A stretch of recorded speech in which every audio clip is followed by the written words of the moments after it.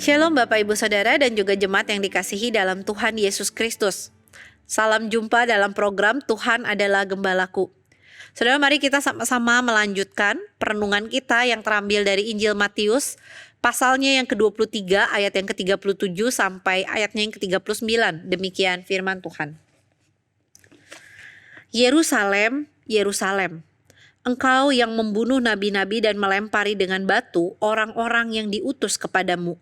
Berkali-kali aku rindu mengumpulkan anak-anakmu sama seperti induk ayam mengumpulkan anak-anaknya di bawah sayapnya. Tetapi kamu tidak mau. Lihatlah, rumahmu ini akan ditinggalkan dan menjadi sunyi.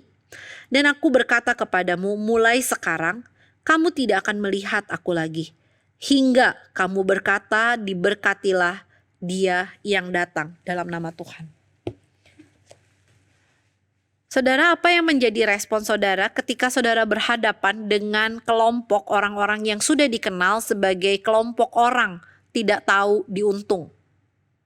Saudara mungkin akan terbersit di pikiran kita, oh ini adalah kelompok orang yang dikasih kesabaran tapi malah ngelunjak.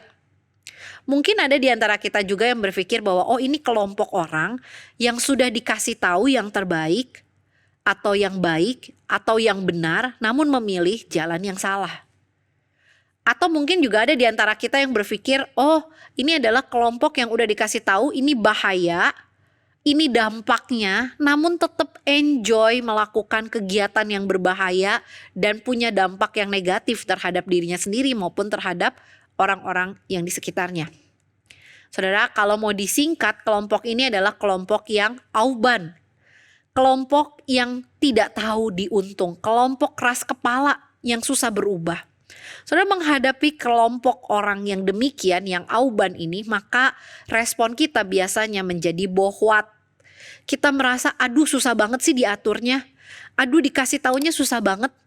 Saudara, sehingga secara manusia kadang kita menjadi pribadi yang ya tidak langsung menyumpahi ya, tapi mungkin kita akan menjadi pribadi yang mengatakan, udahlah, biarinin aja sampai dia kena batunya.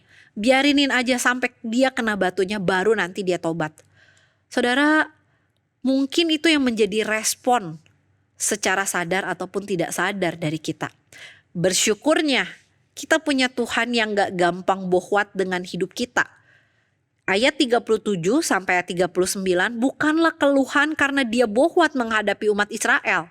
Tidak saudara, sebaliknya ini adalah respon belas kasihan dari Tuhan Yesus yang mengharapkan sebuah pertobatan daripada kebinasaan. Saudara, kata yang dipakai oleh Tuhan Yesus di ayat 37, Yerusalem, Yerusalem. Saudara, ini menunjukkan bagaimana dia sangat mengasihi kota ini. Dia berbelas kasihan terhadap kota ini. Saudara, bayangkan saja Yerusalem adalah kota yang dipilih oleh Allah sendiri. Kota di mana Allah sendiri yang memilih di sana akan dibangun bait Allah sebagai lambang kehadiran dari Allah.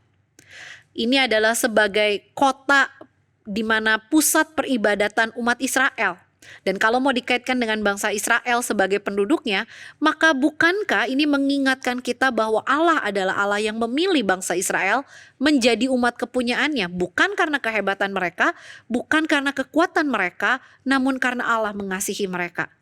Tragisnya, penduduk kota Yerusalem, bangsa Israel, tidak menyadari privilege ini.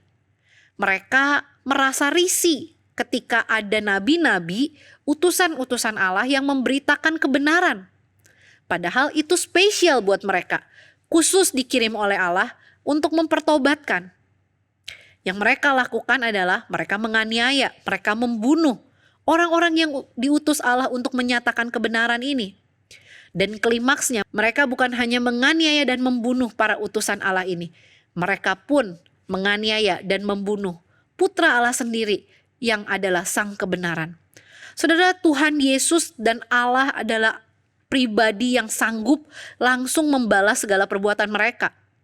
Namun sekali lagi, Tuhan masih memberikan kesempatan. Karena dia masih mengharapkan pertobatan daripada kebinasaan. Saudara, itu yang digambarkan oleh Tuhan Yesus. Aku rindu mengumpulkan anak-anak seperti induk ayam mengumpulkan anak-anaknya. Saudara, dikatakan berkali-kali, ini menunjukkan bahwa dia sudah melakukan terus-menerus. Namun, saudara, sekali lagi, responnya ajaib. Responnya bikin kita geleng-geleng. Responnya adalah tidak mau.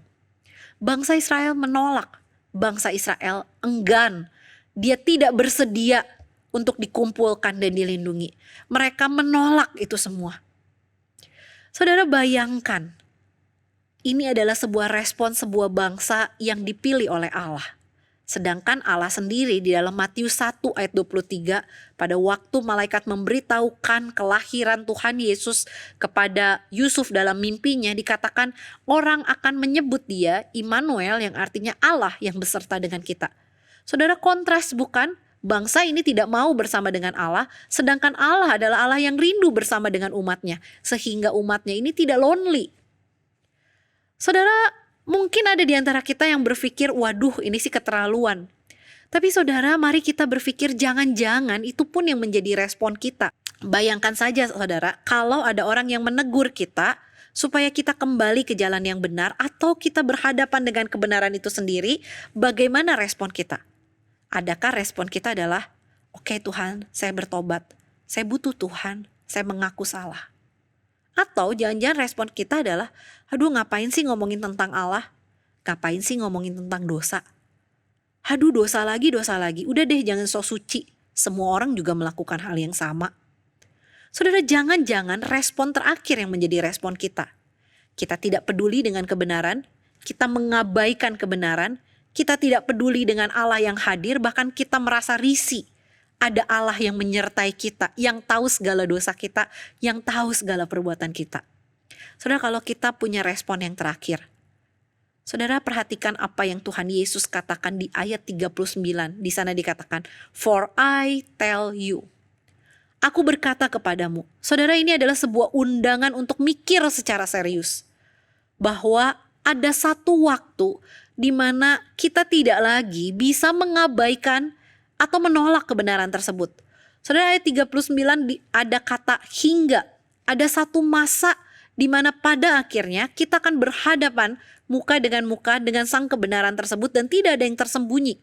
Karena dia datang untuk menjadi hakim, di mana kita harus mempertanggungjawabkan semuanya itu di hadapan dia. Dan di mana kita tidak lagi bisa menolak kebenaran atau sikap acuh tak acuh terhadap kebenaran tersebut. Saudara, bagaimana respon kita? Saudara, sadarilah, kehidupan yang paling menyedihkan bukanlah kehidupan yang disertai oleh Tuhan. Seolah-olah kita menjadi pribadi yang tidak punya privasi. Sebaliknya, kehidupan yang paling menyedihkan adalah kehidupan yang tidak atau tanpa disertai oleh Tuhan. Saudara, bayangkan gambar di sebelah ini. Saudara, gambar ini adalah gambar yang menunjukkan bahwa sekuat-kuat dan sehebat-hebatnya manusia tidak akan pernah bisa menjalani kehidupan sendirian. Bersyukur sebagai anak-anak Tuhan, kita menyadari bahwa ada Allah yang penuh kasih, yang mau bersama dengan kita. Sehingga sesulit apapun kehidupan kita, Tuhan tidak membiarkan kita berjalan sendirian. Inilah pengharapan yang kita miliki. Bayangkan, kemustahilan kita diselamatkan, diselesaikan dengan cara Dia mati di kayu salib menggantikan kita. Sehingga kita boleh menjadi pribadi yang diselamatkan. Oleh karena itu saudara, kita punya sebuah pengharapan. Di dalam kehidupan yang sulit, di dalam kehidupan yang rumit, kita punya pengharapan. Karena Kristus yang bangkit selalu bersama dengan kita. Kristus yang bangkit menyertai kehidupan kita. Saudara, biarlah ini menjadi sebuah ingatan yang membantu kita menjalani hari-hari di depan yang penuh dengan ketidakpastian. Mari kita sama-sama tundukkan kepala, kita berdoa dan bersyukur untuk hal ini. Tuhan, kami bersyukur karena di dalam anugerah Tuhan kami boleh menjadi pribadi yang menyadari arti kehadiran Tuhan dalam hidup kami. Kami bersyukur karena kami boleh mengetahui kami tidak menjalani hidup ini sendirian, tapi ada tangan Tuhan yang menopang hidup kami. Tuhan, ajarkan kami juga untuk menyadari dan menjaga diri kami agar diri kami tidak berdosa terhadap Tuhan, mendukakan hati Tuhan, karena Tuhan selalu bersama dengan kami. Terima kasih untuk anugerah Tuhan. Terima kasih untuk karya keselamatan yang Tuhan berikan. Dalam nama Tuhan Yesus kami berdoa. Amin.